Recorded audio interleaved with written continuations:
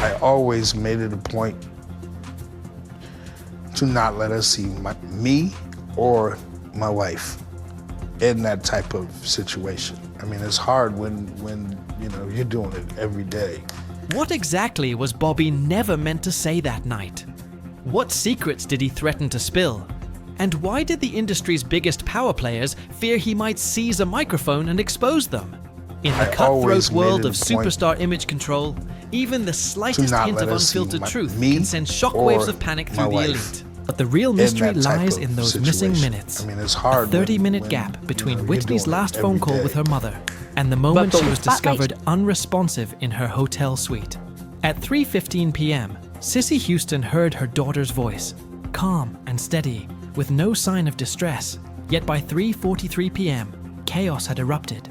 The assistant screaming for help, security rushing the hallway, and LAPD officers, already on site for Clive's party, racing to the scene. The coroner's 42-page report paints a picture riddled with contradictions. Whitney's driver's license vanished from her wallet before authorities arrived. Prescription bottles were mysteriously moved from a bag to a table. All of it documented, yet never explained. Who had the access, the motive, and the nerve to rearrange a potential crime scene before police even stepped through the door? For conspiracy watchers, it's pure red meat. But even skeptics are left wondering, how do vital personal effects move around unless someone with an agenda was in that room? These aren't just tabloid rumors. They're the kinds of discrepancies that make serious investigators uneasy. Yes, the coroner ruled out foul play. But every shuffled item, every new friend with a conflicting timeline is another reminder that key truths about Whitney's final moments may still be hidden in plain sight, protected by the very people best positioned to rewrite the story.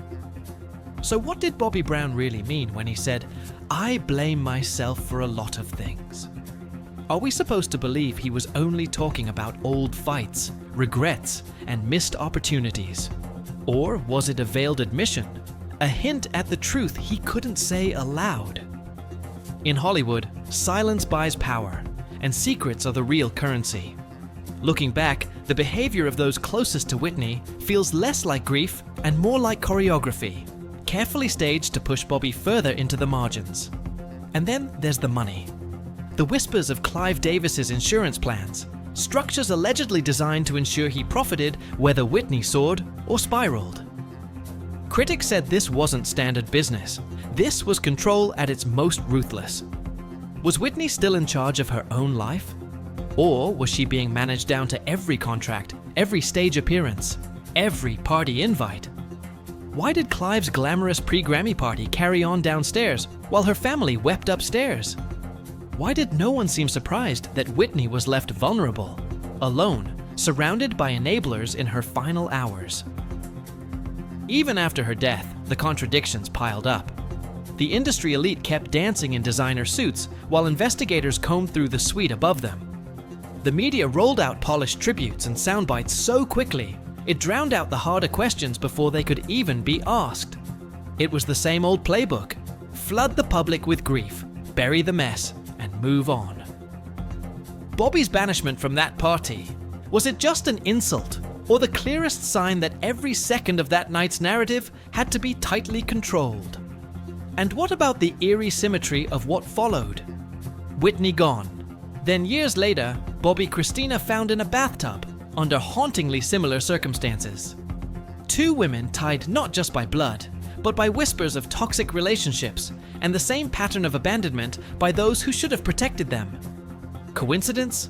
Or evidence of the same unseen hands shaping both tragedies? Meanwhile, Diddy, the survivor, the perennial insider, kept orbiting Clive's world. No matter the lawsuits, the accusations, or the PR fires, he never disappeared from the pre-Grammy guest list. Was it loyalty, coincidence, or proof of a pact between two men with vaults full of secrets? Blackmail, hidden footage, whispered favors, and silence bought at a high price. These are rumors that refuse to die. Artists who dared cross these power players learned the cost. Lost deals, sudden blacklisting, or worse, becoming the scapegoat for someone else's downfall. Bobby's confession does more than reopen old wounds. It throws open a vault the industry has kept locked for decades. His words, amplified across social feeds, threaten to topple more than his own reputation. Suddenly, we're watching Diddy and Clive Davis scramble behind closed doors, lawyers calling at midnight, publicists calculating which truths to bury and which lies will stick. The stakes are astronomical. If Bobby is finally ready to speak, who else might follow? What happens if stories of intimidation, shadowy contracts, and whispered threats land in a courtroom or a real investigation? Maybe the bigger question isn't only what happened to Whitney in those missing minutes. It's how many others were silenced by fear, by coercion, or by contracts they couldn't escape. Peel back the layers of that day at the Beverly Hilton, and the truth feels closer and far more dangerous than ever. Are we looking at a tragic accident, or the inevitable result of a system that profits from the pain of its brightest stars? As Bobby breaks his silence, the walls shielding the music business's darkest corners are starting to shake. Will the truth finally see daylight, or will the powers that be bury it again? What do you think happened in those lost minutes? Is someone pulling the strings behind the scenes? And is the industry ready for the fallout if everything comes out? Drop your wildest theories in the comments. Stay sharp, stay curious, and join us next time for more of the stories they don't want you to hear.